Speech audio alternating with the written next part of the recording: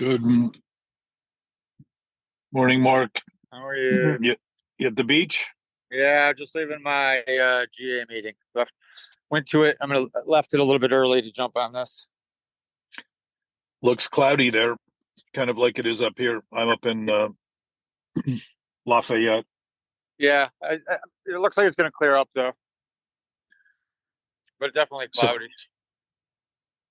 So what are you thinking today? I'm not. It's a peaceful morning.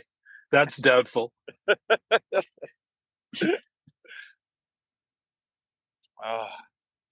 walk to the car. I know we hit on a couple of points earlier in the week when we were discussing some of the things that were occurring to you. Yeah. Let me walk and get to the car and stuff, get situated. Yeah. Something that occurred to me. I'm sorry, what? Something that occurred to me in the process. Sorry. Restore, renew, deliver. What's that? Restore, renew, deliver? Yeah, this lady wants me to. She's talking to me. Yeah. Out of the clear blue, she just walked up to me and said that to me. Are you in Venice? I'm in Santa Monica, lifeguard stand 26. Yeah. It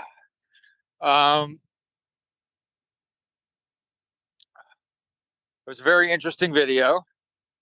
And you get closer in your life. I enjoyed dissecting it a little bit. I think maybe I'm going the wrong way with it.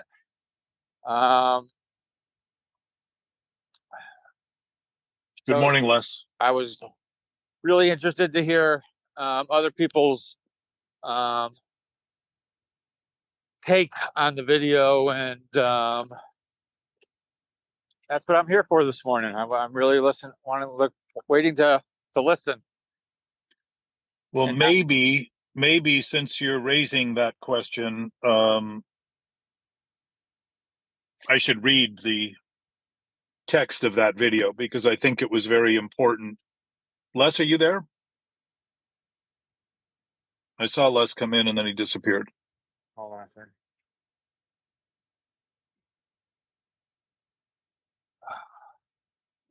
So I will read the text of that video because it's by a doctor named Zach Bush, and he's talking about cancer as a single disease cell. Oops, sorry. That's all right. You're still hearing? Okay. So he says a single cell forgets its voice. Now imagine this in relation to this idea of our thoughts thinking, of our thinking itself being us. A single cell forgets its voice. It ceases to speak to its neighbors, loses its sense of belonging, and mistakes isolation for survival. Convinced it must act alone, it begins to hoard resources, reproducing without harmony, building a community of disconnection we call a tumor. Cancer, then, is in natural terms simply a disease. It is a story about miscommunication, about what happens when any living thing loses its place in the greater whole. Step back and it's hard not to see the same pattern unfolding around us. We are a species untethered. Cities rise while ecosystems crumble. Communities fracture. We pour our time and attention into screens constructing intricate digital lives while our real connections wither. Somewhere along the waterline, like the single cell, we've forgotten our voice in the chorus. But every breakdown carries within the seeds of a breakthrough. A cell losing its way reveals how essential communication and connection truly are human. So here he's talking about cancer and a tumor of this idea of being alone. Well, if I am imagining my thinking of itself becomes me, then the sense of not belonging is automatic because I think I'm apart from everything and everyone else. And there is no bodily system, metabolic, parasympathetic, nervous system, any of the cardiovascular, any of the systems that operate our body are all impacted and undermined by the stress and anxiety that we impose on our experience. And I say impose because these are choices we make to think the way we do about the thinking we're doing.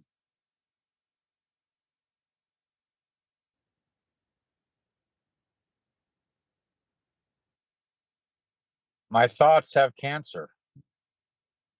Well, in the sense, Jana and Les and Anthony and DC just joined too. So hello, everyone. Good morning. Good morning, Jack. Good morning, everybody. Merry Christmas. Every day. So a quick mention. If you all read or listened to that recording of Zach Bush, he talked about this idea of cancer being a cell all by itself, thinking its only survival is to perpetuate the same thing it is, which is to perpetuate disease. And it's exactly what happens in the mind, in the brain, about the thinking we do about thinking who we are is what we think when we think about our thinking itself as being who we are, ourselves. Good What do we morning. feel? What is it? Hey, good morning. Morning, Jana. Think of how he describes the feeling of alone, that it doesn't belong, it's isolated. He's talking about that in relation to that cancer cell, and he starts to communicate with its neighbors, but it just develops more of the same, which he defines as a tumor. Because it's acting out of order, it's acting against survival while it thinks it's saving itself. It's saving itself, but the self it's saving is diseased and sick. And it's exactly what we do when we tell stories about who we think we are and make believe they're true and think fantasy is in fact our reality.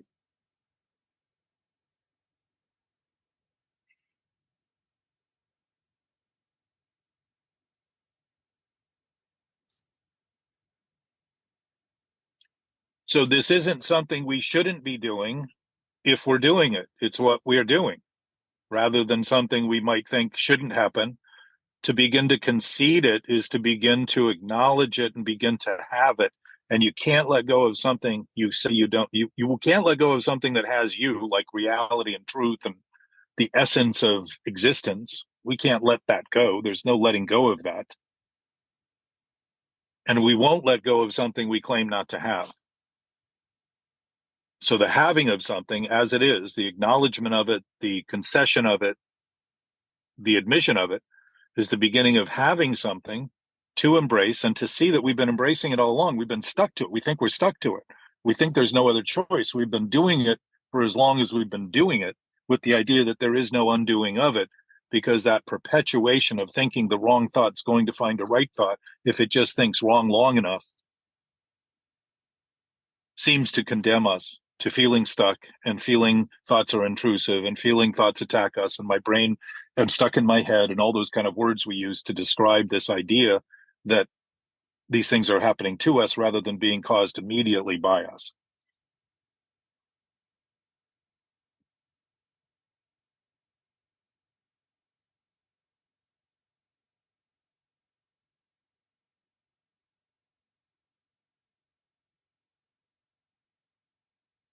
Any thoughts?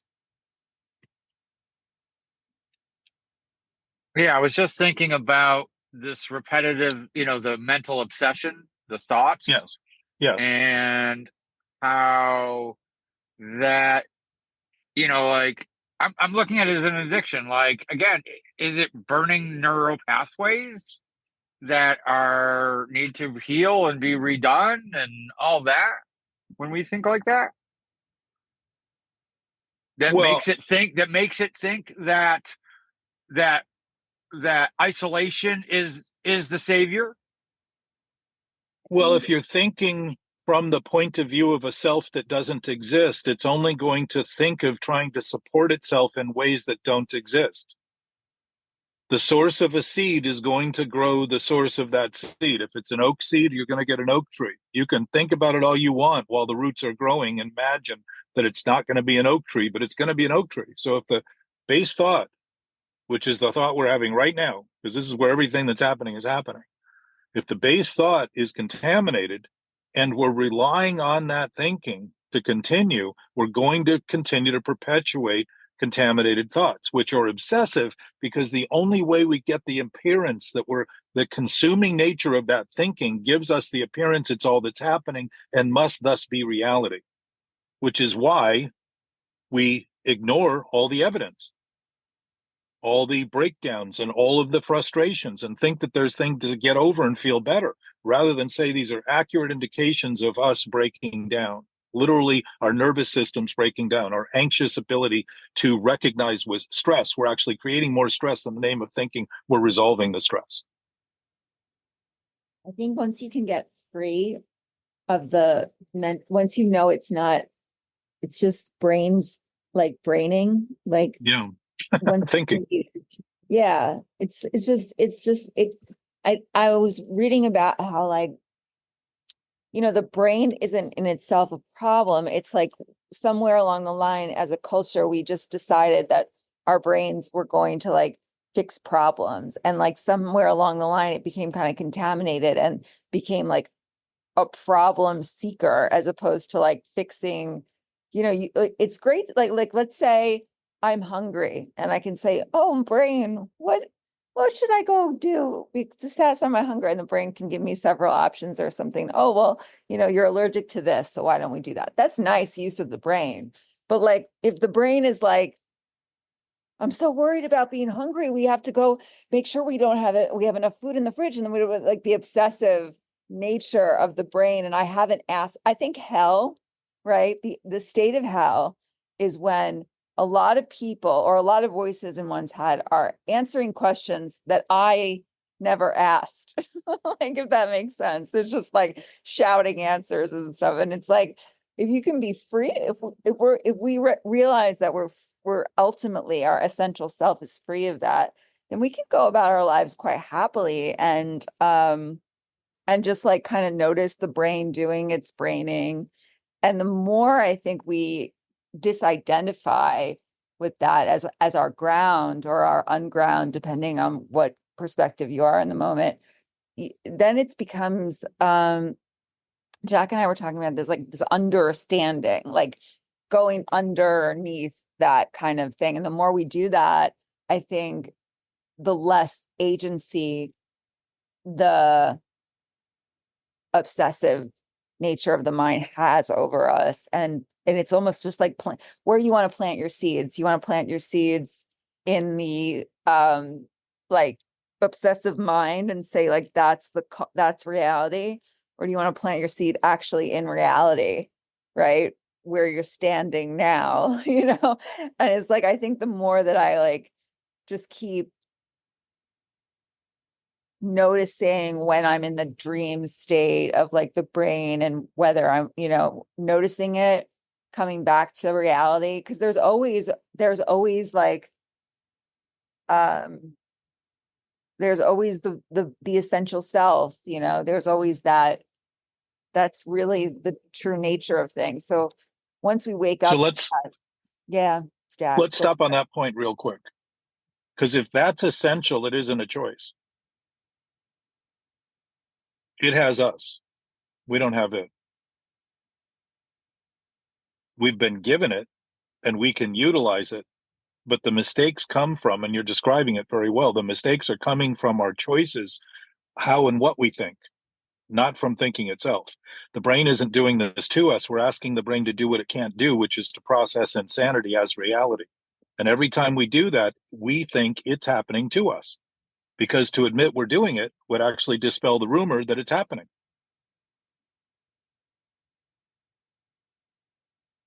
You follow that? Yeah. So, because you're talking about the self as always being there, which you said several times, you referred to that. So if that's the case, that isn't a choice and it isn't an option. And the beauty of that is that you can't be, normally speaking, if we don't have a choice, we feel condemned. because our options are limited, which is why people choose to use choice as the excuse to claim they have no other choice. It's interesting that we would choose to use choice as an excuse to admit we have no other choice when we always have the choice not to choose. That's actually the ultimate freedom of breaking the addiction of thinking, is seeing that I don't have any obligation right now to make the same choice I've made a million other times, thinking someday it'll pay off. And someday the brain will straighten out, when in fact I'm asking it to operate in crooked fashion. I'm asking it to take thoughtlessness and turn it into substance. It's never going to happen. So the degree to which I make believe that that thing is happening because I have nothing to do with it is the degree to which I'm thinking those things I don't think I'm thinking are actually giving me evidence, because I'm manifesting that experience and yet disclaiming having anything to do with it. And now you're talking real substance, starting to say, wait a minute, if it's happening, I am causing it. Period. The brain isn't doing this. I'm asking it exactly as you described, DC. I've asked it to do something that is mistaken, and then I mistake. The consequence is something happening to me. I conveniently shove it off in the direction of the brain, and I say it's my brain, it's myself, it's my ego, it's other people, it's other things, it's everything but the fact that I'm maintaining the thought right now. So the beauty of that is to see that if the absolute nature of our nature is natural and it's always the essence of our experience, then anything that speaks in any contrary way is coming out of choices we're making within our thinking, whether we think we're making them or not. Looking at the experience accurately and seeing it as disturbing, uncomfortable, distressing, anxiety prone, conflicted, all of those things, hateful, spiteful, contemptful, all of those things are telling us that they're identifying the thoughts we're using rather than the person we are or the essence of who we are. They're simply identifying how we're choosing to use thinking. And to get that in terms of understanding is to begin to have a very clear delineation between the fact that I would never know what's wrong as clearly as I know what's wrong if I didn't have that absolute constant state of rightness that I know so clearly. Yeah, and I would say humans are pretty good at pointing out what's wrong. Very good. I think we tend to be pretty good. Well, I think that's, and I think we like do that to each other, right? Like that's something that is kind of a really bad collective habit that seems to be pervasive. This idea of pointing out what's wrong all the time. And it's almost like as if pointing out what's wrong was part of like being a normal human being, not a healthy human. I don't think many people are actually mentally healthy. And I think to any degree anyone's entertaining that thought you just described, they can't be healthy because it's mentally ill to do that. It's an illness. It's literally it's a self-induced, self-imposed, seeming I would just call it induced and imposed illness. It's a choice. If it's a choice, we're right at the center of that choice, and we're right at the center of the impact of that choice, and we're right at the center of how we see other things, because our misunderstanding now becomes the lens of how we think we understand everyone and everything else, but we're really only seeing in them what we're refusing to admit we're doing. We're not seeing them at all. We're seeing them as excuses to continue doing what we're doing while saying we're not doing it. Yeah. It's very tricky. It's a very subtle shift, but it's like, So the cunning, baffling nature, as you're describing, is our ability as humans to think we shouldn't be doing what we're doing while we're doing what we're doing, and that what is happening shouldn't be happening while it's happening, and that what we have isn't what we have while it's exactly what we have right now, and where we are isn't where we are while it's always where we are. That ability we have to conceive of things is taking the imaginative, innovative capacity, creative capacity we have, and turning it into a lethal weapon rather than our greatest asset. Our greatest asset. That's interesting. Because innovation, it comes from imagination. If we can imagine something that's never been done, we wouldn't be imagining it if it couldn't be done. Except in the case of this ego, where we keep imagining someday if I think longer about it obsessively, it's going to come true. And the things that can come true are things that aren't healthy and don't support the contention of nature's nature, the law and order of the universe, the existing law and order, not something we're all negotiating in a courtroom to try to get better because it's always in some way worse and society changes and we've got to adjust the laws according to the social norms. These laws haven't changed since the beginning of our universe, and they're not going to change. They're absolutely set. If we align with them, which we already are, but if we think about our alignment with them as something important to our functional capacity as humans, we start reading the signs rather than ignoring them and thinking we need to get over them and feel better than them, which is another form of addiction, not just mentally, but seeing the idea that drinking and drugging and all those things were about feeling better in the short run while creating a bigger and bigger problem in the long run, because the problem was being ignored for the sake of feeling better. Ultimately, getting better at feeling is feeling what we're feeling. That's the better at feeling. If we feel bad, recognizing that that's a product of thinking, what we're thinking is bad, rather than assigning it to us and trying to get over it as a person and who we are and what I am, that's just another fantasy that somehow that is my reality. It is never my reality. It's make-believe. It's made up. It's a choice I've made.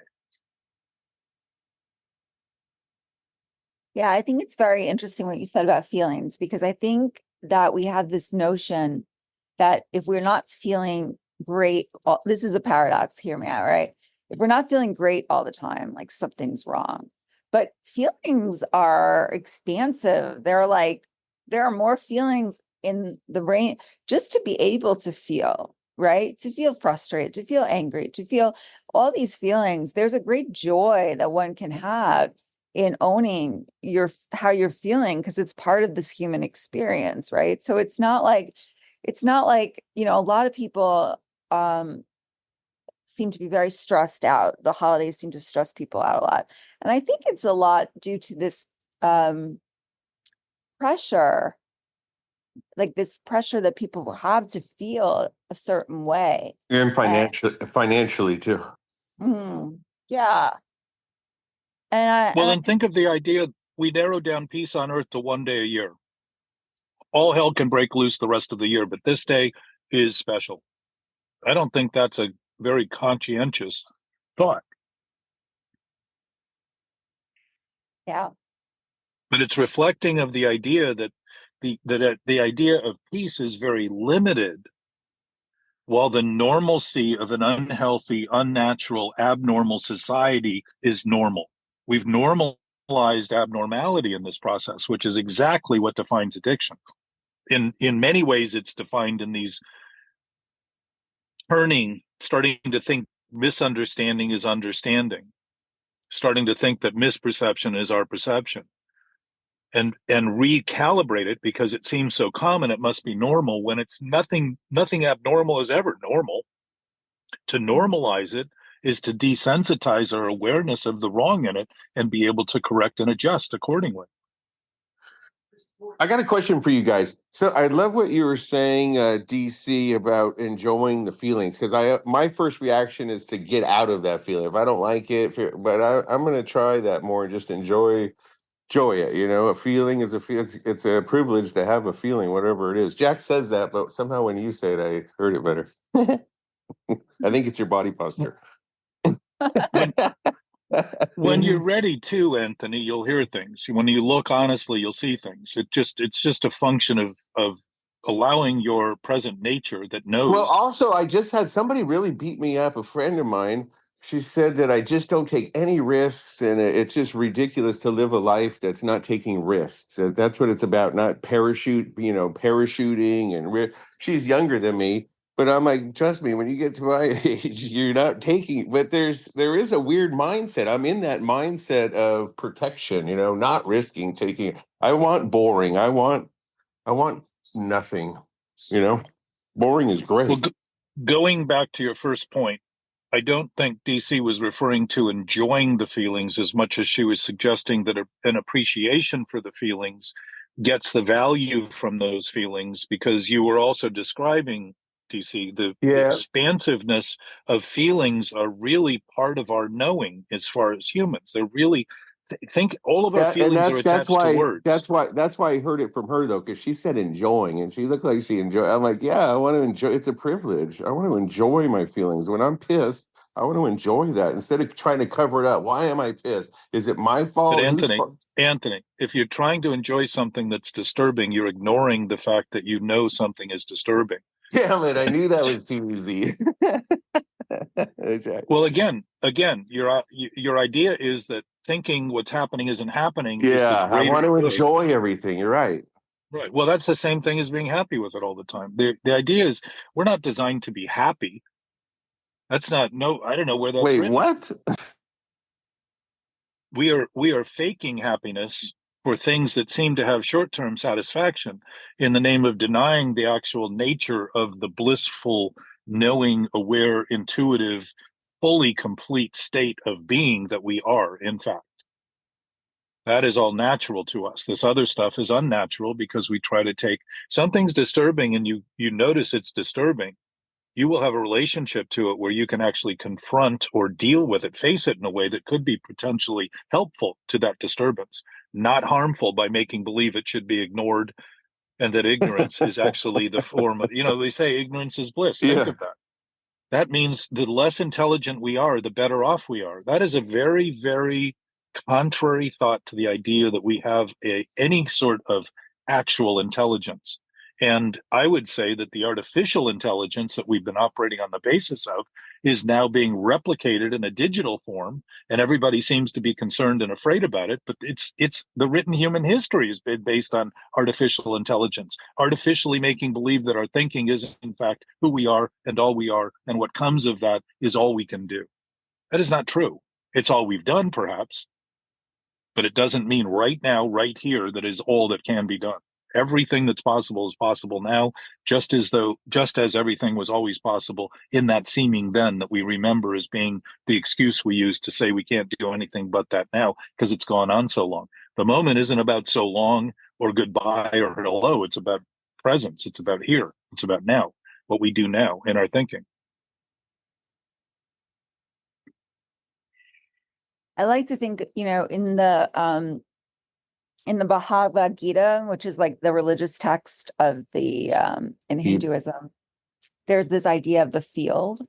And then if you're connected to the field, which is like an artesian well of like love, compassion, joy, whatever you think of like this God concept, I guess, it would be the field. It would be in the field of like the Hindus. And thoughts and feelings rise and they're impermanent, they pass, right? So the idea of like meditation, but meditation in life, well, the idea of like a meditation practice is so that I experience that my thoughts rise and fall and disappear.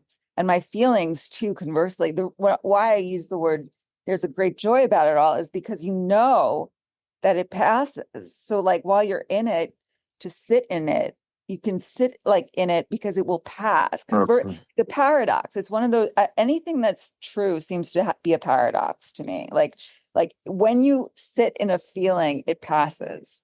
Like when you allow the feeling to pass, like, so what I think what Jack reminded me of, it's like when we're in our addiction, it's when I'm into my addiction, I have a craving to escape myself. And what I'm trying to escape usually is like a feeling. I want to get out of like resentment usually. And one of the ways to like get out of resentment is like to write it down, right? To like write down a 4-step for me and like see my part.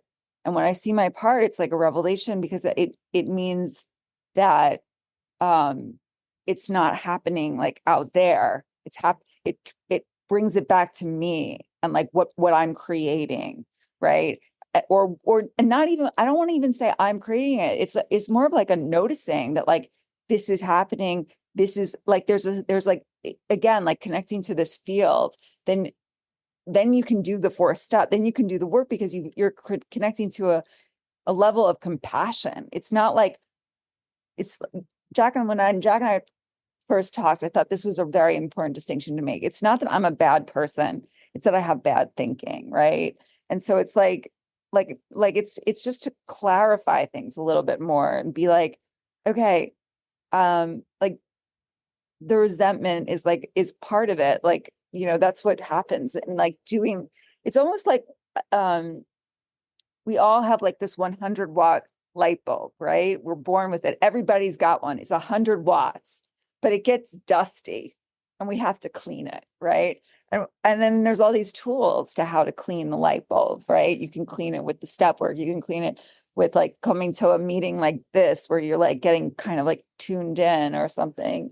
Or you can, go for a walk. You can do breath work. There's all these amazing things. But then when you realize, like, once you've taken the tools and you have the experience of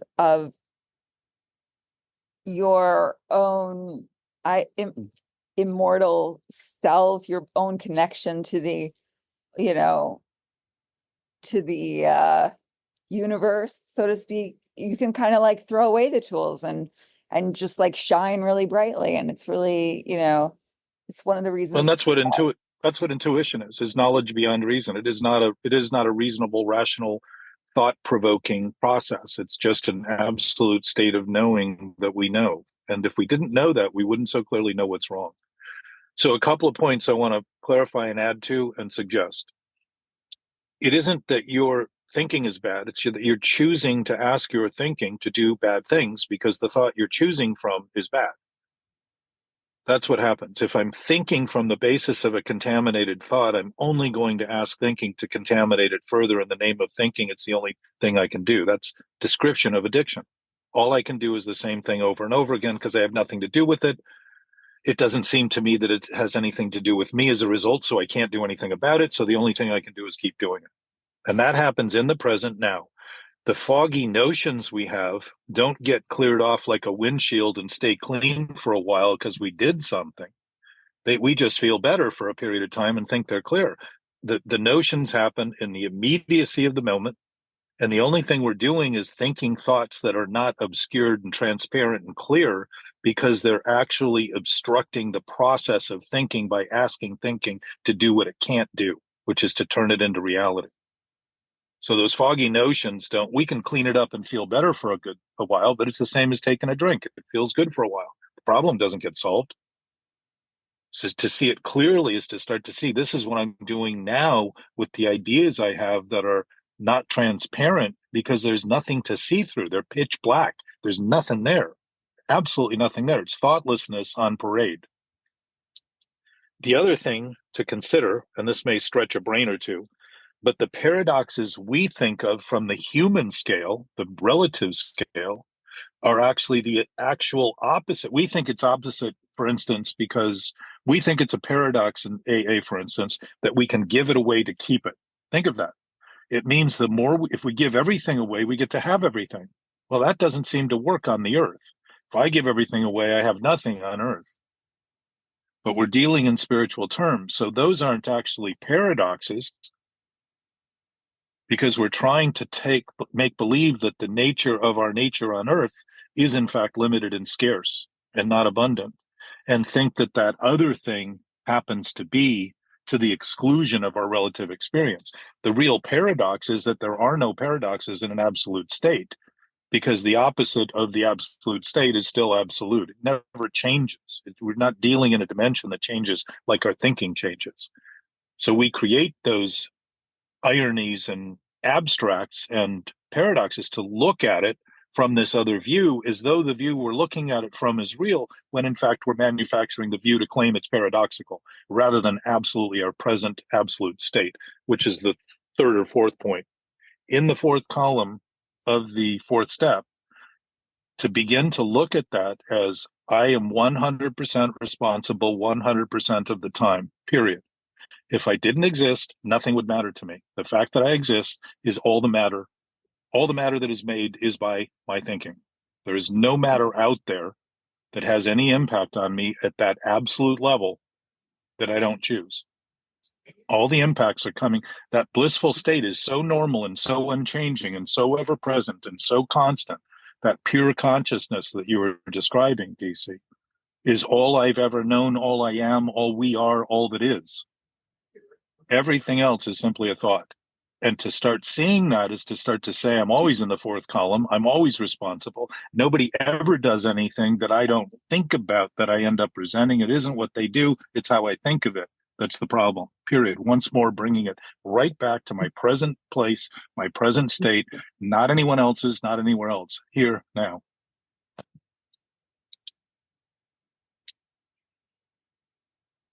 That's a big gulp.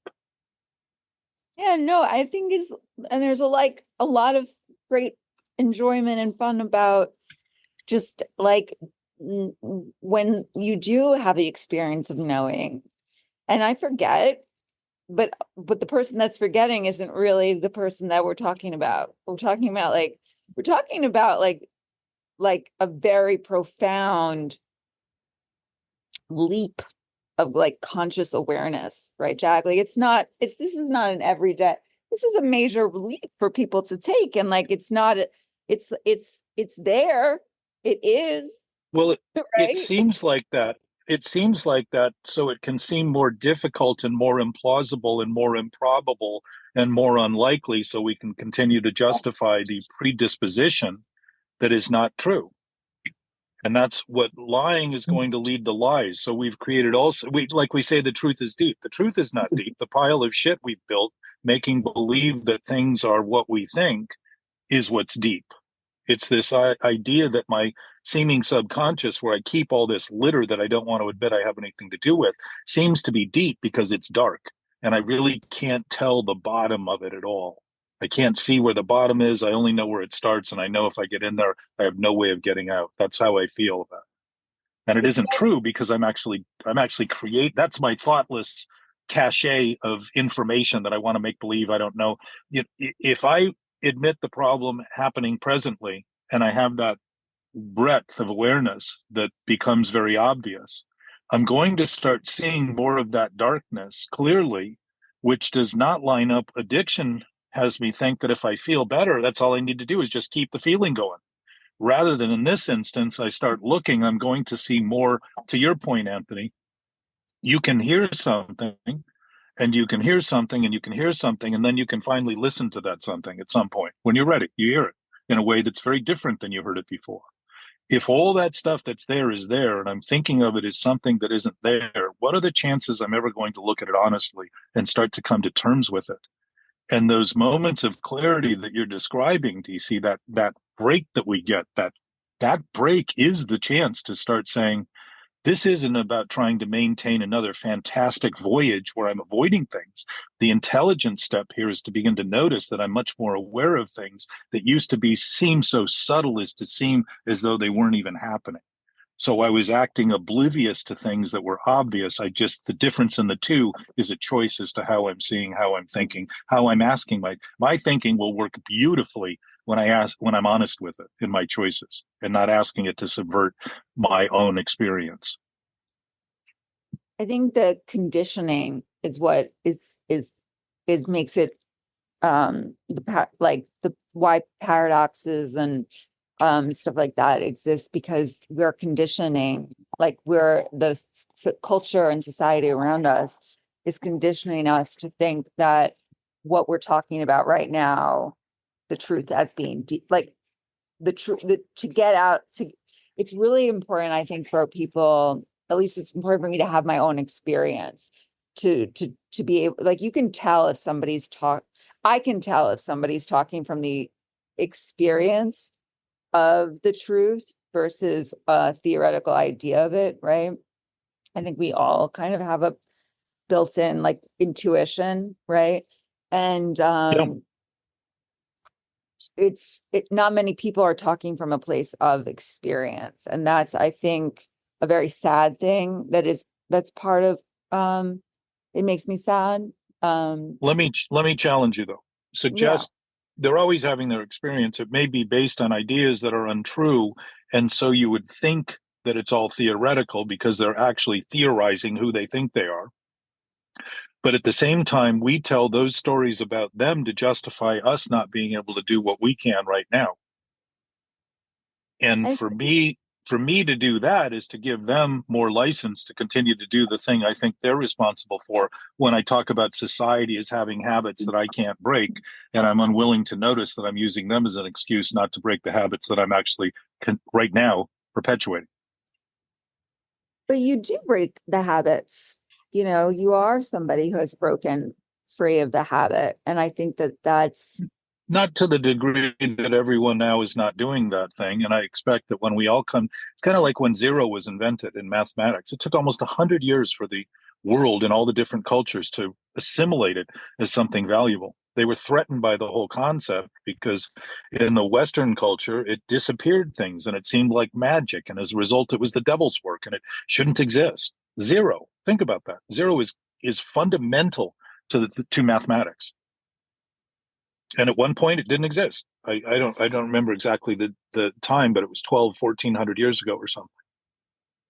Everything was done on blocks, hash marks, huge stone blocks and huge buildings to keep track of things, to keep inventory.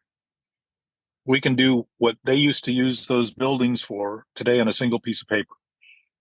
Even less than that, we can just Google a thing and it gives us the answer immediately. But without zero, the binary system of computers wouldn't even, our binary system, think about that. Zero is nothing and something, nothing and something, nothing and something. That's the totality of the computing system, which must be, since it's a byproduct of thinking, the way the brain works, systematically, analytically, comparing and contrasting. Is it something? Is it nothing? Is it something? Is it nothing? To be or not to be? Exactly Shakespeare's question. The idea of, am I what I think, or am I regardless of what I think? And that's the question, right? Yes, still being asked, by the way. Am I or am I, right? Despite what I think, am I? That Yeah. I think that is, just stay in that space because it's pointing to zero, right? Like you can point to zero. You know, it's like a finger pointing to the moon, as Bruce Lee said. Don't look at the finger because then you miss all that glory. Yeah, Herb Kaeg says that the prophet points and the people worship his finger. Right. But if we're always there and begin to concede that if an infinite absolute source means that it doesn't change, then it never changes when we think it does. So to begin to apply that to our thinking and then look at the stories we tell. And I think what's interesting about Zach, for everybody who came in late, there was an attachment in the email today or yesterday from a Dr. Zach Bush who talks about cancer as this single cell that's sick and alone. And so what it does is perpetuate more sick cells that think in their own knowing sense, whatever cells know, the best thing they can do is replicate and turn into a tumor. And our bodies are susceptible. We all have some degree of cancer cells. Our bodies are susceptible to that form of disease through the anxiety that we create and the stress that we create and the pressure we create by basically thinking about thinking as our sole source, first of all, meaning it is our reality. And thus everything we think becomes real, which is why righteousness has been used through history. Self-righteous indignation has been used because we make believe those thoughts thinking of themselves that we're asking to think become ourself. And now anyone who doesn't agree with that is actually subject to death, because in that regard, this ego has become my God. And what do I have to do? Kill everybody else who doesn't think like I do. And that's pretty much been modern written history, modern and ancient, in terms of fighting and thinking other people need to be killed and wiped out and dominated, suppressed and oppressed and all that. If it's all coming out of one thought, that purity, that knowing, that absolute state of peace is being ignored with the idea that ignorance is bliss, that if I don't pay attention to it, I'm not at risk, when in fact that's the greatest risk I can be put at, because my whole body, every one of my bodily systems is undermined by the stress I create, denying reality, thinking that that's even possible. Reality doesn't change whatsoever when I deny it, defend against it, defy it, and am delusional about it. It doesn't have any impact on reality. What it affects is my mentality and everyone and everything around me. I impact everything because I am a part of everything, not apart from anything. And that too is true for all things and all beings, all that are and all that is. If that's the case, all that's wrong is how we think and what we think, not thinking. Thinking is actually designed to follow the leader. We have put thinking in first place. And so we've created disorder as a result, and disorders that are aptly named disorders, meaning that our thinking is out of order. The physicality that is manifest as a result is out of order. It's unnatural, it's unhealthy, it's immoral. All of the things that would seem to be within the confines of that sick thinking would seem to be the only things we can do: unnatural, unhealthy, immoral, et cetera, et cetera, et cetera, on and on and on, ad infinitum. In that regard, it's the only thing I can do, means I'm going to continue to do the worst thing, thinking it's the best thing.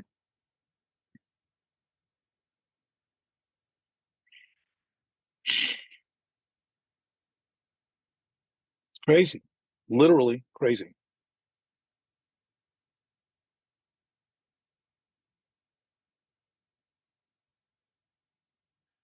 For anyone out there listening and old who came in late today and didn't hear I read through Zach Bloom's or Bush's, the doctor's comments on what happens to the single cell of cancer and how it morphs, and identifying it as something that feels alone, not a part of, all those kind of things, because it's operating from the basis of dis-ease rather than the ease and simplicity of the natural, healthy state of a cell.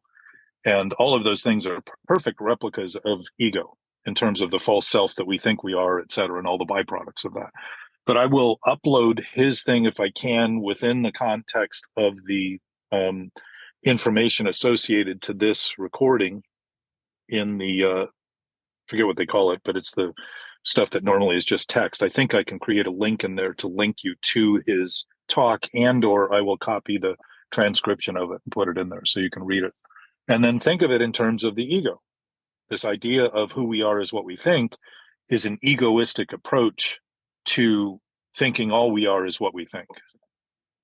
And that intoxication we have releases all sorts of drugs, bodily drugs, chemicals in our body that are the ultimate substance abuse based on something that is substanceless, thought of as something that is substantive. It's an emergence. It sets off our instinct for survival, and all of a sudden we're running like hell, trying to get away, trying to escape, trying to feel better, trying to get over. When in fact, those drugs in our body are designed for very short spurts of energy to get away from something that's immediate. And these things are operating 24 hours a day to the degree that we're maintaining that concept in our thinking.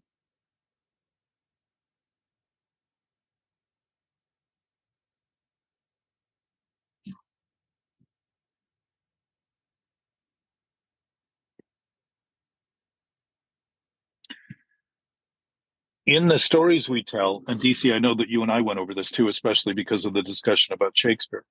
In the stories we tell to justify why we shouldn't be where we are with what we have, which if you listen to the stories you tell, they're almost always some form of rationalization to explain why you're where you are when you're always there. It doesn't need any explanation whatsoever. But if you think of that narrative and think then now of the fact, narratives typically are told as stories with central characters, first, second, or third person. Those first, second, and third people that are telling these stories are all associated to pronouns. Think of how important now people have identified their pronouns so that we can address them as their story, because that's the character they've chosen to play within the story they tell that they think is their life, to be thinking those in those terms. It's not an accident.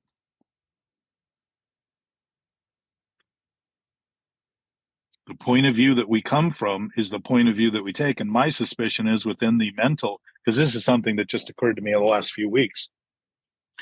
If this is what we're actually doing, we are playing the first, second, and third person by seeing people only as we think of them, not as they are, seeing circumstances only as we think of them, seeing the world only as we think of it, seeing life only as we think of it, seeing reality only as we think of it. And that identifies an obsessive thought. It isn't hearing what's said, it's hearing what we think is being said. It isn't seeing what's seen, it's seeing what we think is being seen. That would mean we're hearing and seeing things that don't exist, and that's an absolute textbook definition of insanity.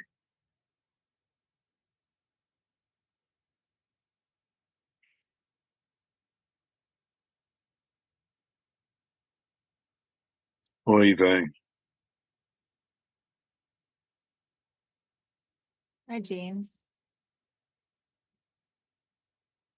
Hi.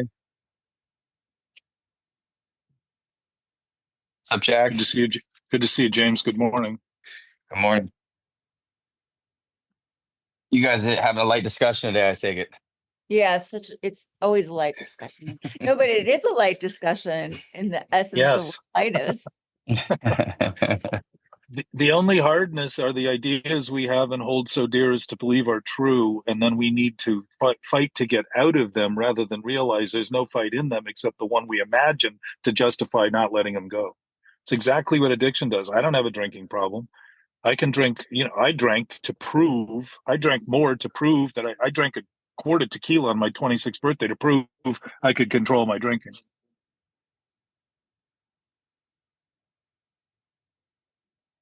Where there's conflict in the summation of our thinking, when we think feeling better about something is the goal rather than feeling the thing we're feeling, there's the conflict. And it becomes obvious as you start noticing this to see that if you're having an experience that's disturbing and seemingly unwanted, you can still sit with it and not want it. And that at least aligns with it in a way that your relationship to it isn't causing any further fighting.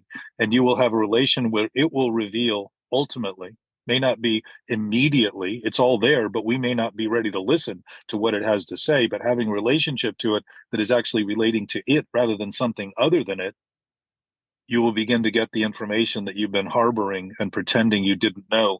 It will reveal it to you intimately and automatically as your willingness grows, as the experience increases, to begin to notice that it's all there for the taking. At any given moment, we have everything we need to be free because we aren't actually bound by anything other than the sick maintenance of thoughts we continue to perpetuate, thinking it's the only thing we can do.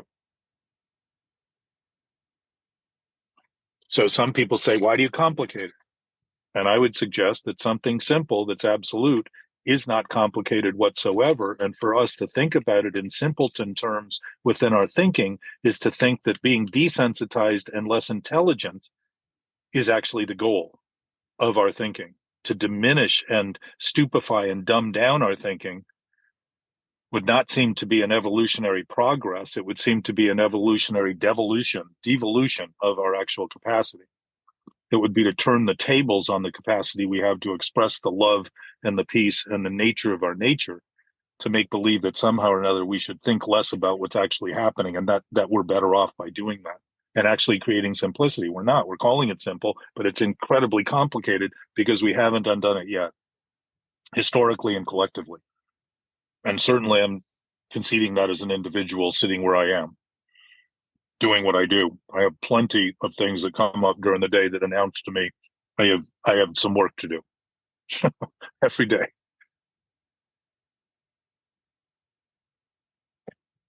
And I don't always like it. But I notice that and I live with that.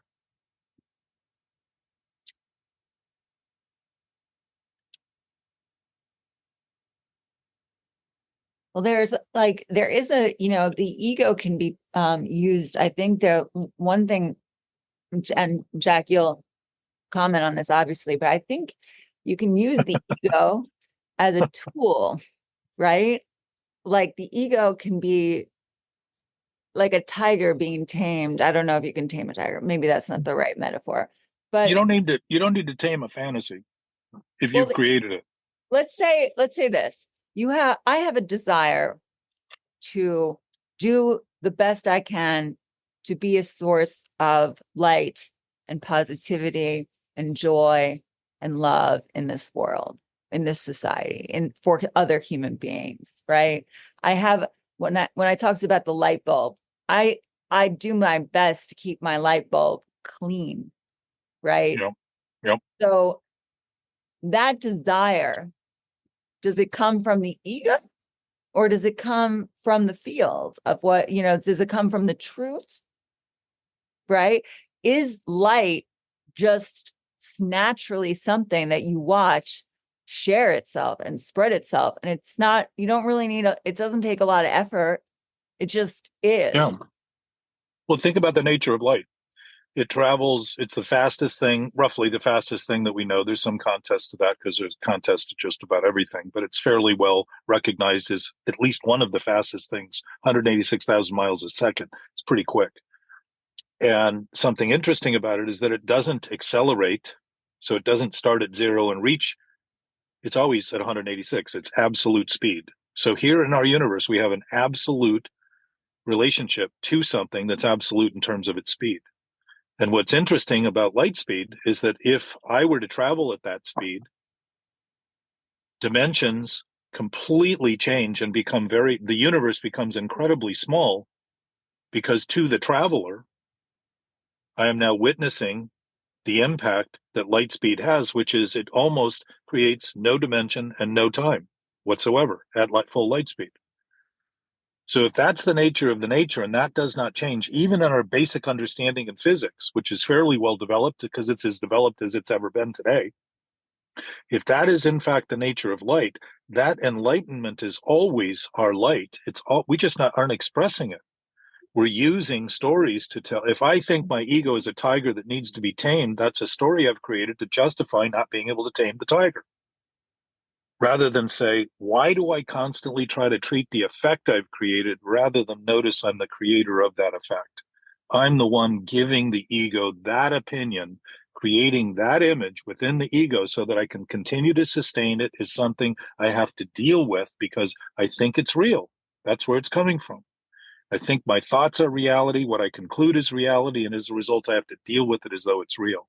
It isn't real to begin with. It's simply imagined. If we imagine a tiger, we can also imagine nothing. What's the fight? The fight is we think our life depends on maintaining this thing to prove that we've gotten over it, rather than say thanks to the white light that we've never gotten over or under or away from and can't possibly divest ourselves from. And if you listen to some of those life after death, near death experiences, you hear people talk about it's when they are pushed by experience beyond all their potential imagination, all of a sudden they witness this absolute state of being consistently. Some people have horrifying experiences because they feel it subjects them to the worst case. But for the most part, people have these blissful experiences, and when they find out they're coming back to Earth in their body, they're not happy about it. They're not saying, oh boy, I'm not dying. They're actually concerned about that. They like that place because it feels like home. They describe it. Feels very, very comfortable, very much at ease, feels very accepting, like nothing they've ever felt before, because it's absolute. It isn't something that's optional. It's not varied. It doesn't come in with traits and behaviors and all these kind of fluctuating ripples that we're capable of creating. And I'm not suggesting we shouldn't be creating those ripples, but starting to notice that we are the creators of the ripples. We're the creators of the ups and downs and the comings and the goings and all that kind of stuff. Thoughts don't go on their own. When I'm not paying attention to them, they don't seem to be there. When I pay attention to them, they seem to be there. That isn't a function of thoughts. It's a function of my choice to have thoughts do what they do, how they do it, and what I think of.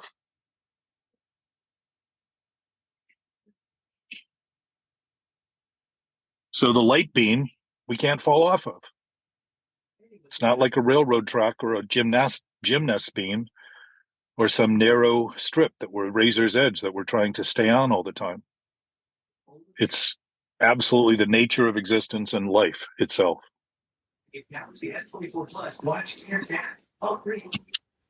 Somebody's got a radio on in the background.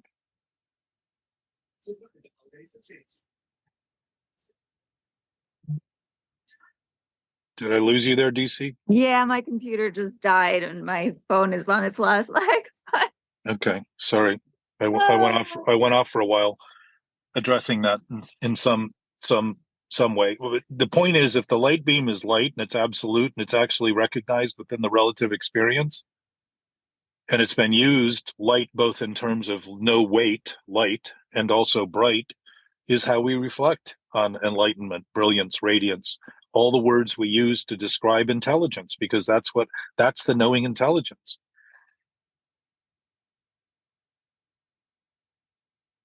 There's a lot of a lot of religions use stories and parables to, to awaken their constituents. What do you think about that? I think when stories have moral to them, and when I grew up, they used to almost always say the moral of the story is, and especially in fairy tales and all that, because there were morals. Today, you don't hear that because there aren't morals associated to them. They're excuses. I expect that I read through Jesus's parables a couple of years ago, and some of them caught me off guard in terms of what he was trying to say, because it was pretty expansive in very simple parallels that would identify a farmer and his sheep and the places that they were in, the things that they did, and the father and his sons and all that very kind of stuff. But at least it stops for a second the reassurance of thinking all we are is what we think by considering things that are fairly expansive.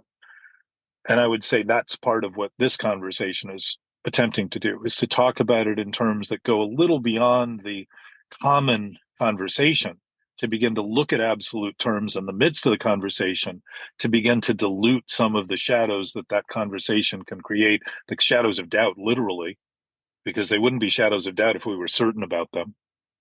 And yet we all suffer to some degree that we maintain those doubtful thoughts with those shadows, because we literally believe we're blocking the light.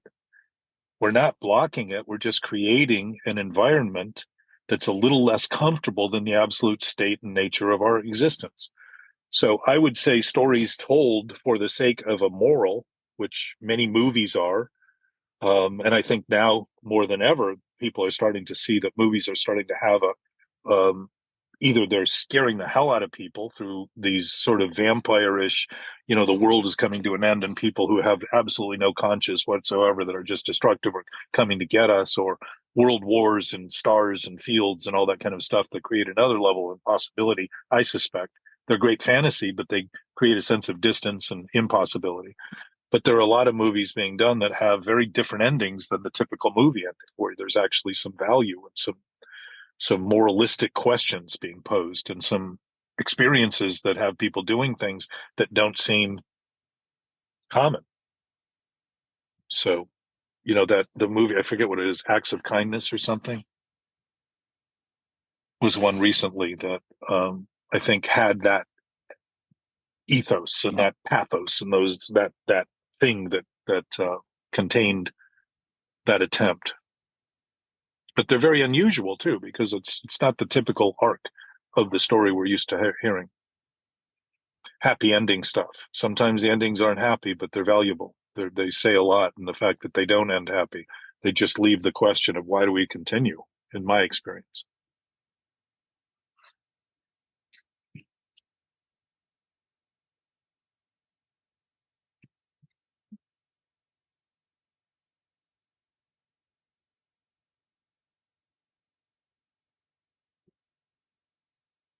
Not a lot of parables today being discussed.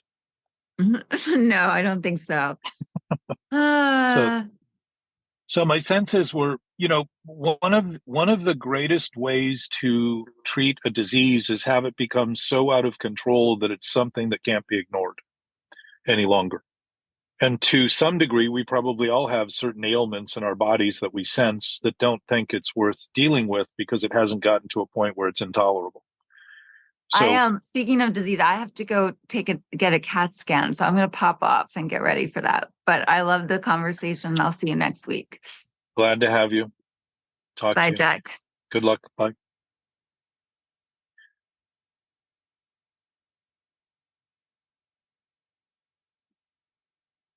I think we lost Les too.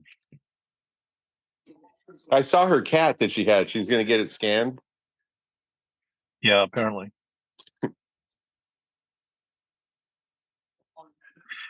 Even signing off with her saying good luck is an indication. We say that a lot, and it's really an indication that we think everything is just left to chance.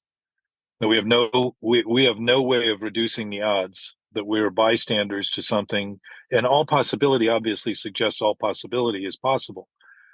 But the influence we have definitely reduces the odds of the worst case happening when we're responding in ways that are actually accurate to the threats and the risks that we're facing, if we're being honest about it, rather than trying to ignore it and wondering why things seem to go out of control and get out of hand. So I would say good fortune is very different than good luck, which is a complete chance, odds, gamble, versus good fortune is being fortunate enough to be operating on a basis of noticing the great fortune we've been given, which includes the awareness that we have, the sentient knowingness, the sentient beingness, the sentient thinkingness that we're capable of producing, that we are also capable of producing something much less than that, that's unintelligible and inconsiderate and immoral and debased in many respects, at least in the respects that we would have something that someone else would really, really want and benefit from, because it just ends up triggering more and more of what people don't think they want and seem to not be benefiting much from at all.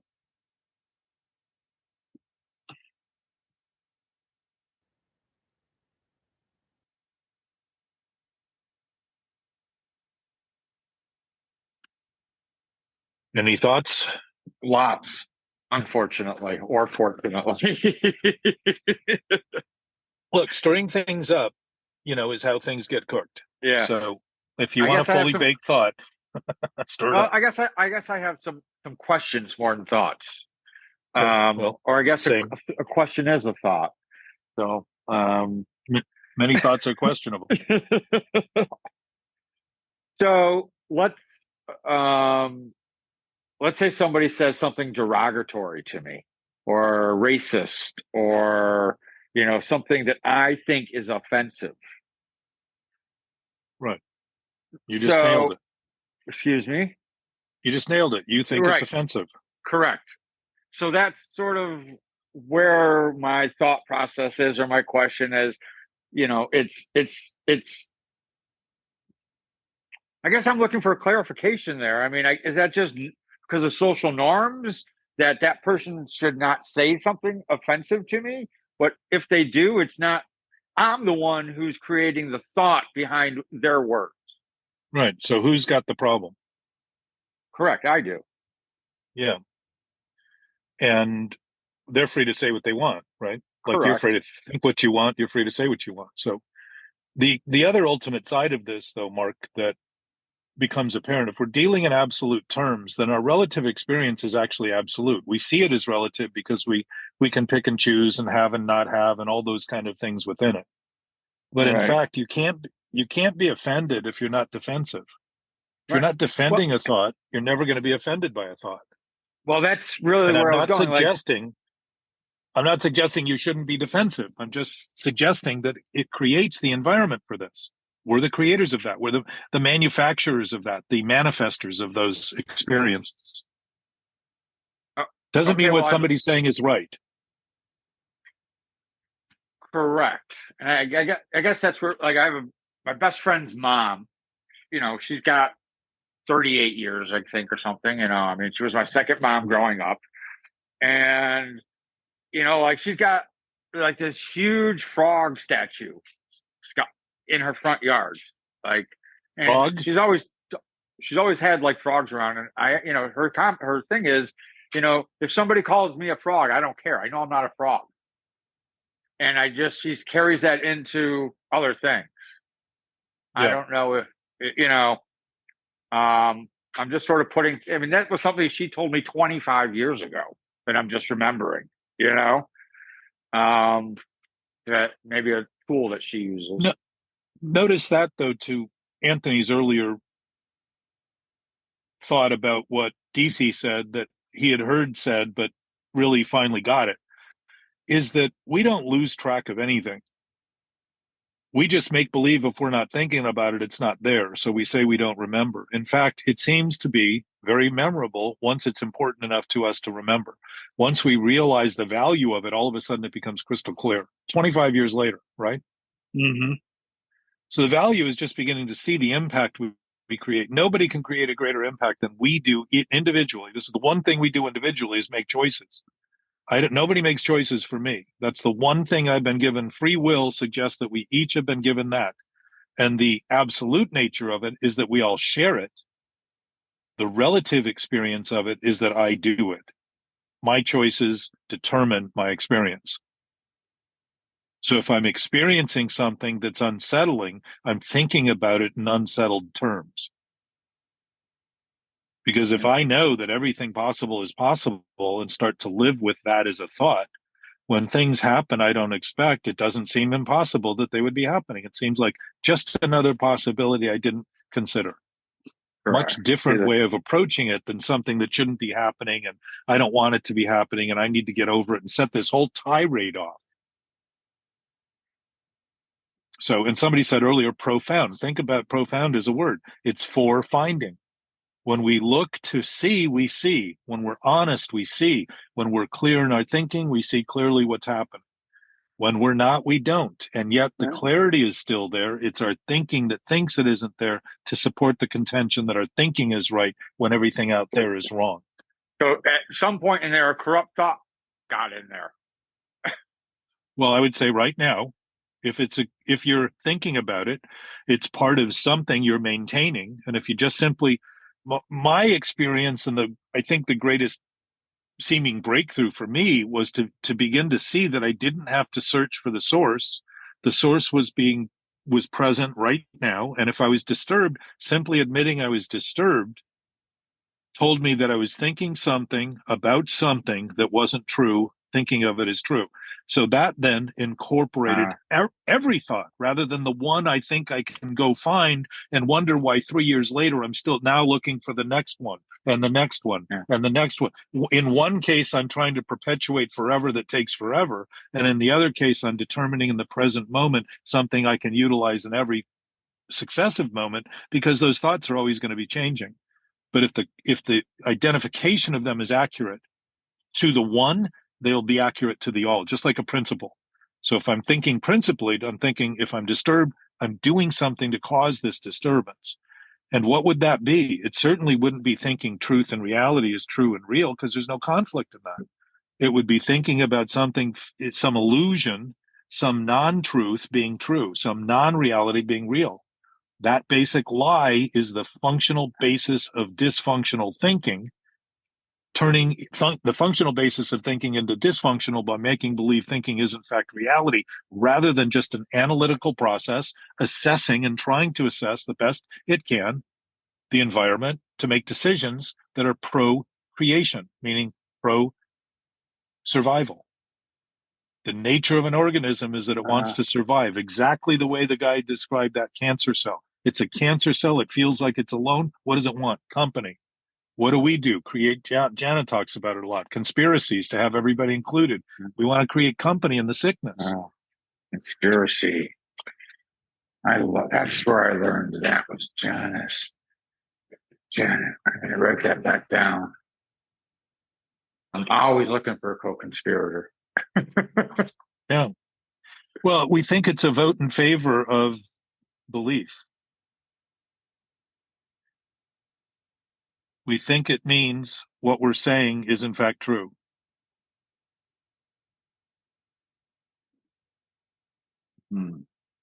Co-conspirator. Now, see, reality. I'm just thinking about that co-conspirator on that thought, and that why on that corrupt thought, and that's why it needs isolation. Well, when you're thinking alone, you can imagine everything you want. There's no contest. You've got no challenge to it. That's why in addiction, people isolate because they're thinking if they get near anybody else, their rumors that they're spreading in their head, the gossip that they're spreading that isn't true, will quickly be debunked if they're hanging around anybody. Somebody would look at them and say, "Are you actually serious? Are you serious right now?" Yeah. It's easy to dispel those rumors when you're with other people. Well, when you're alone, you think the fantasy is absolute. So it leads to isolation. But the other part of it is that if you're thinking a corrupt thought, you can be with a million other people, which you happen to be. I was just about to say that.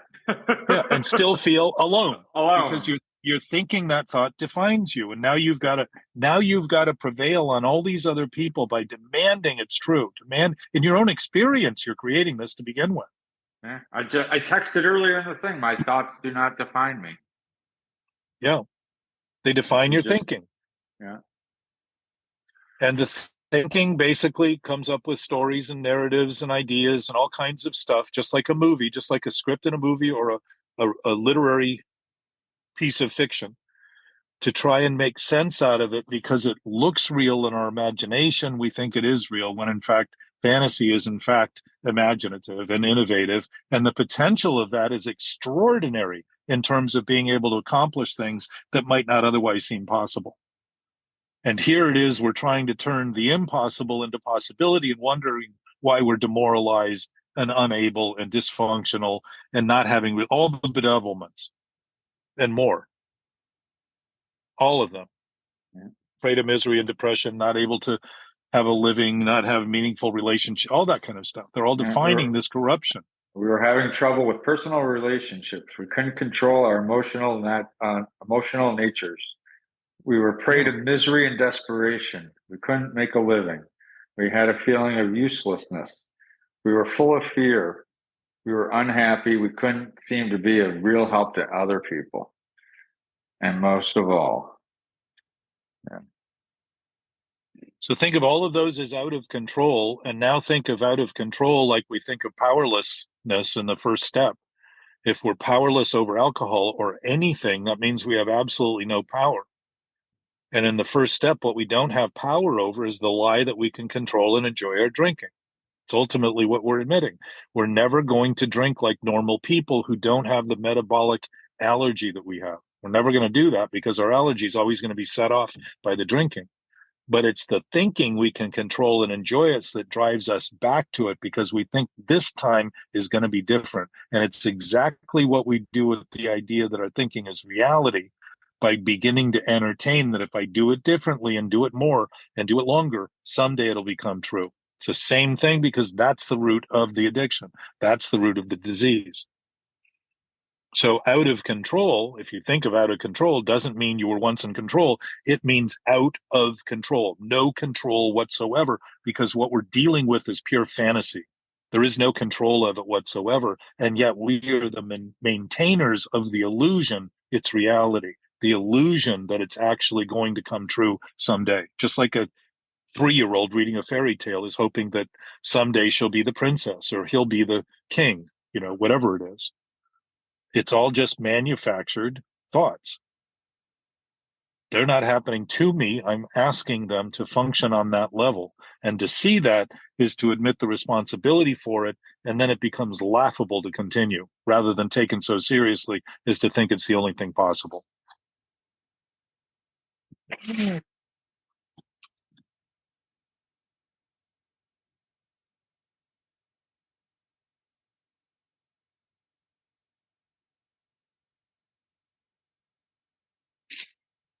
I will upload the best I can or find a link. Maybe I can do that for the little. It's maybe a 2-minute blurb that Zach Bush did. It may be easy to find. He's a doctor. He also transformed his whole medical practice into incorporating mental states of mind to help people heal, and also other remedies than simply synthetic processes that have been developed by humans. I believe, if I remember the story right, or the history, he was in Africa and started to see what the tribes were doing and how they were functioning and operating, and it sort of hit him that we were missing something in our Western culture, and he started looking very differently at it. So I would say that his description was, when I heard it, I thought that's the exact description of this idea we have about ego, this lonely, sick idea that continues to fester because we think it's real and we think we need to control it. We think we need to maintain it. Well, what we're doing is by managing it, we're actually maintaining the experience of it in the defective effect that we create. So in all cases, when we're making believe that thoughts are true, we're going to feel debilitated, dysfunctional, apart, alone, etc. We may be intoxicated with it for a minute and think we're finally on the right path because it's some new version. But the perversion of it very quickly will become obvious if you're looking at it honestly at all. And to start to see the disruptions are not coming from a pure state of being, but simply coming from what we're thinking about in our choices we're making. And it isn't thinking, it's how and what we're thinking that's determining those miserable conditions. And to think of them as anything other than miserable is to miss the point that the reason they're miserable and difficult and discomforting and unstable and awkward and seemingly unwanted is because they have no place in reality whatsoever. And we are clear enough to know that by reckoning with all of those consequences that we're experiencing. That's the clarity. That's the education. That's the DC was getting at it earlier. Doesn't the ego have something to offer? The ego is the textbook for the things we haven't bothered to witness and learn and act on honestly. That's what we're looking at. We're looking at those depraved, perverted conditions as actual instructions as to what we're doing, and to see it as something we're doing gives us a chance to begin to see it doesn't make any sense to continue. It sounded But like it sounded like for a second you were saying that you could just think your way out of being depressed. Like if somebody's think they're depressed, that's their own thinking, they're bringing that on. There's nobody else doing it. I don't think you meant that, but it almost sounded like that. And then I guess you have well, to. if we're causing the depression and there is no depression in an absolute being, what I'm saying is any of the difficulties are coming from the thinking we're doing. And if I can make it up, Anthony, I can unmake it. If I can create, Isn't there a lot of clinically diagnosed? Isn't this where you kind of have to give the blurb, so to speak, that there are some conditions that are medical conditions that people just really have depression or something? I don't know. What is we're it? not talking if Yeah, that but exists. they too, if they have the capability of being honest with themselves, have the ability to recover. And the fact is, there may be conditions that if genetics adjusts, which it Yeah. does, our DNA is constantly adjusting. It has adjusted on the basis of this insane emergency for thousands of generations. And probably there are some bodies that are so depleted that Uh-huh. they look helpless. But the question is, my experience has been, if somebody can get worse and somebody can continue to decline, they can Uh-huh. get better. They can get better. Because if they have something that's absolutely something they can't overcome, then that's a given. That isn't what they're choosing. That's what they ended up with in their body. On a That's side what. note, too, I noticed that the other day I was not too long ago, I was depressed about something, and it was whether it's messy or something, whatever it was, and I realized that I was just focusing in too much on that one thing. I think it was that something was messy, and if as soon as I zoomed out the camera and looked at the whole, everything in my life or whatever on a big picture, it's okay. But when you focus in on that mess right there. So I've been doing that for a few days, and I noticed myself doing it again a little bit, where I start pinpointing this, focusing on something wrong, instead of saying, Well, "Hey, think the closer you get to it, the more consuming it seems, so you can justify it being real because it's all you're looking at. yeah, You think it's all that is. But yeah, Anthony, if you are the adjuster of that zoom lens, uh-huh, then your perspective is a choice you're making and how you're adjusting that lens. yeah." I realized that because I'm like, why am I so upset? It really felt terrible. I mean, it was an overwhelming feeling, but then I think I I, felt better after, and I I want zoomed to go out back the. though. I want to go back before Yeah, we're done here in a few minutes yeah, yeah, to that point you made. If there are conditions that are impossible to get over, they're impossible to get over. At the same time, if those conditions have developed generation to generation to generation based on thinking that's wrong, certainly beginning to correct the thinking in the individual who has inherited conditions that seem impossible to get over would offer some help relative to helping them to the idea that the only thing they can do is to continue to suffer under the weight of these presumed things that they have nothing to do with. If genetics is changing, certainly the genetics of the next generations would be better off by us not entertaining insanity as being our source and subjecting our body to a 24-hour a day survival mechanism that's set off as though it's an emergency when it's fully induced by the thinker of the thinking. And that's what we're describing here is the induced insanity, the imposed insanity, the imposition of thoughts that aren't true that become depressing. We're talking about the choices we make. My yeah. suspicion is, as a society, if we were healthier at doing that, a lot of the people that aren't healthy or can't be helped, and I'm not saying there are any, I'm suggesting that within the context of thinking they can't be helped, would be helped immediately by being surrounded. Rather than having the excuse that everybody else is doing the wrong thing, they would look around and see a lot of people doing the right thing, and it would be very noticeable to them because it would be something they already have in their essence. Regardless of the bodily functions they have that dysfunction, their essence is still spiritual, it's still absolute, it's still intact, and that essence is the healing quality that drives nature, not the unnatural quality that drives disease, etc., as an excuse to make believe there's nothing else we can do. So I think it's a big point to look at and notice and not diminish our capacity to do what we can by not using I don't know how many people I've dealt with that had prescribed diagnosis. of different, whether it's bipolar or manic depressive or whatever they are, that felt better all of a sudden because they had the diagnosis, almost as though now I've got an excuse. It's a clinical excuse. It's done by a licensed physician, and now I know what's wrong with me. When in fact they're really diagnosing the effects and not the cause. And my suspicion is we've been missing the fact that we've been causing these effects. And what have we been doing? Treating the effects as though they're the cause, treating the symptoms as though that's the only thing we do. Fix the symptoms, get the people to feel better about what they're doing. Well, we're not asking them to look at what they're doing that's wrong to begin with. And we're not asking them because we're not asking our own experience to do that.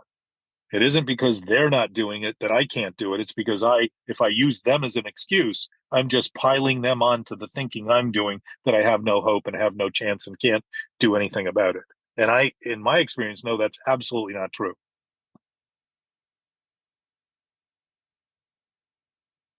So I appreciate y'all for listening, participating, putting up with me.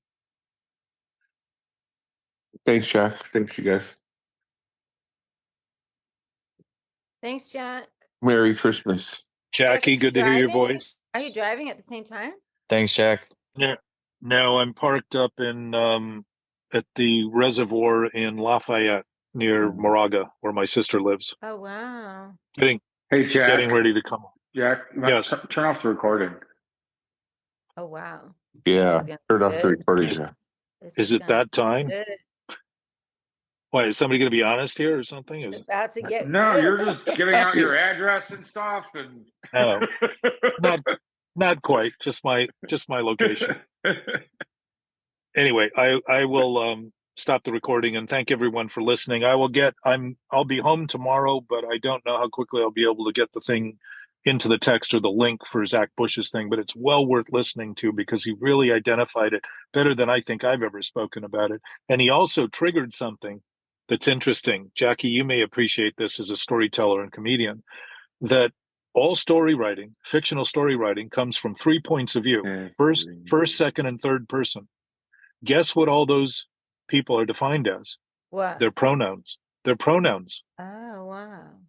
So here it is. We've become, now in society, it's very important that you identify your pronouns because you're trying to help people understand your story from your point of view. Wow. And what's interesting is, and I think this is correct, we are playing all three roles in our own thinking because we only see what we think people are doing. That's the third person. And it's all within us. The lens we're looking through, all we see is them, is us, because we're not willing, we're blaming them for what we're thinking about them so that we can continue to excuse it has nothing to do with us. And three-dimensional thinking would suggest we're doing first, second, and third person simultaneously to act as though it's reality, because we function relatively in a three-dimensional space, fourth dimension being time and space, that we're in, not something that, not a perspective.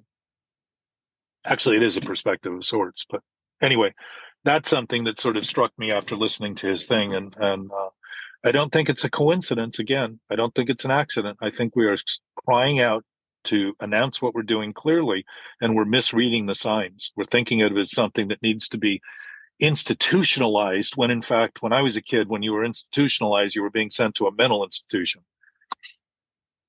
So, love you guys. So you're going to send that to me. I'm excited to read it. What's it called again? Well, his thing was something Katie sent to me, and I think it was on Instagram, and it's a little recording about him talking about a cancer cell and how it operates. Exclusive to itself, it wants neighbors, so it creates more sick cells. It then feels like it belongs because now it's amongst other sick cells, and it becomes a tumor.